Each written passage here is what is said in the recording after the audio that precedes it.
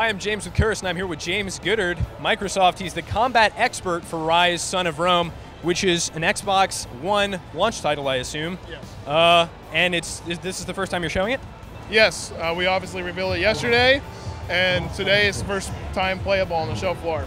It looks beautiful. Can I just say, I really, I was looking around at other games, and the definition, I think, of next-gen graphics is Ryse. It looks really good. It looks better than anything I've seen before.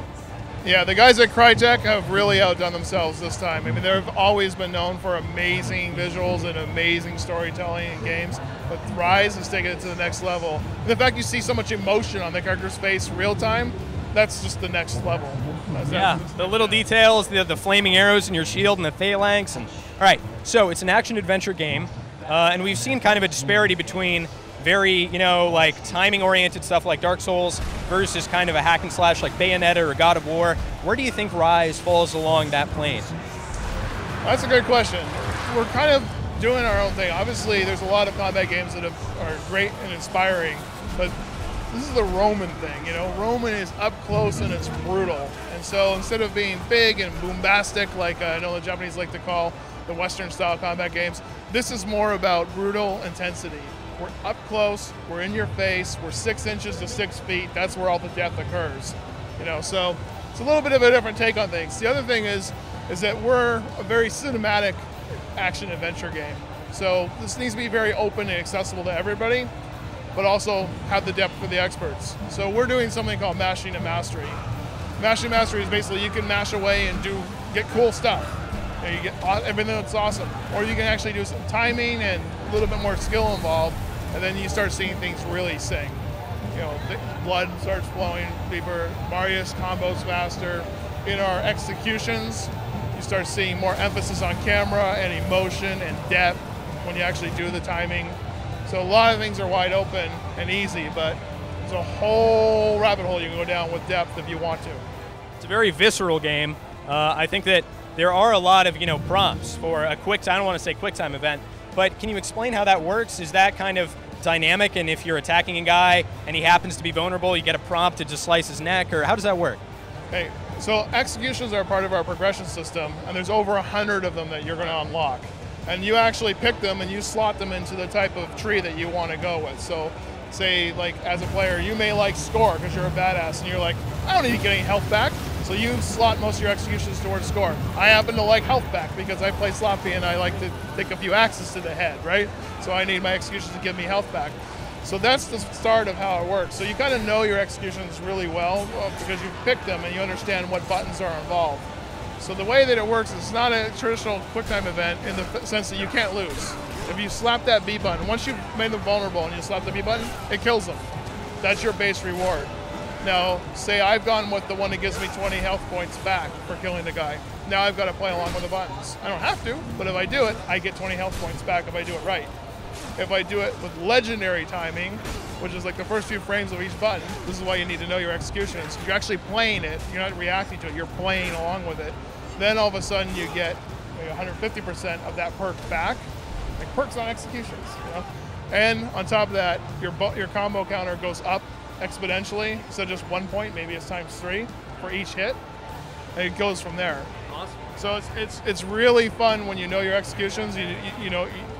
Like you have a big set, you don't know which one's coming, and you react to it and you get it right. It's really satisfying to be like, oh, and it's just like sticks the sword in, and the animations emphasize and more blood flows.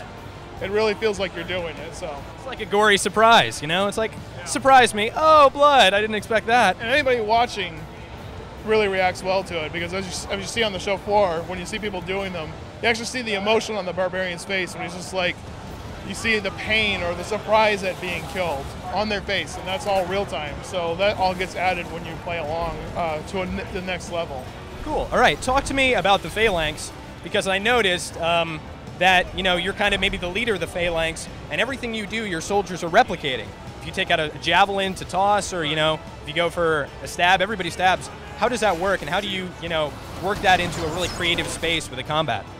Well, what we're demoing right now is an example of where there's a bunch of archers, 2 rows of archers with flaming arrows, and you cannot get across that part of the beach without just getting shredded. So you need to rally your men. So with Connect, you can just say, form up, or to me, to be determined, or hit the button, either way. And then your men rally to you, now you're in a formation. Now you need to advance forward. And again, very easy timing. You can go forward as you see them light up their arrows and get ready to launch. One of your men calls it out and says, arrows! And then you just hold the button and then you go in and you block. And you can see the arrows puncturing through, and Marius' face is going, grimacing as they're hitting and telling his men to hold. That's really safe. March up, do it some more, and then throw a volley of pilums and take them out one by one, or no, row by row. Right. And that's if you just want to do it the slow way. Or you can risk the timing element, and the last second block those arrows, and then as the arrows are just finishing, let go and immediately go into your pilum throw, charge it to the max. You have the most time to get the most guys. Unleash it, you can probably just do it in 2 volleys. So big difference. That's awesome. All right, so let's switch over from the narrative. Everybody likes kicking ass, but let's find out who's kicking ass. So who's the main character, the protagonist, and tell us a little bit about backstory and why he's fighting for Rome and what they're fighting for.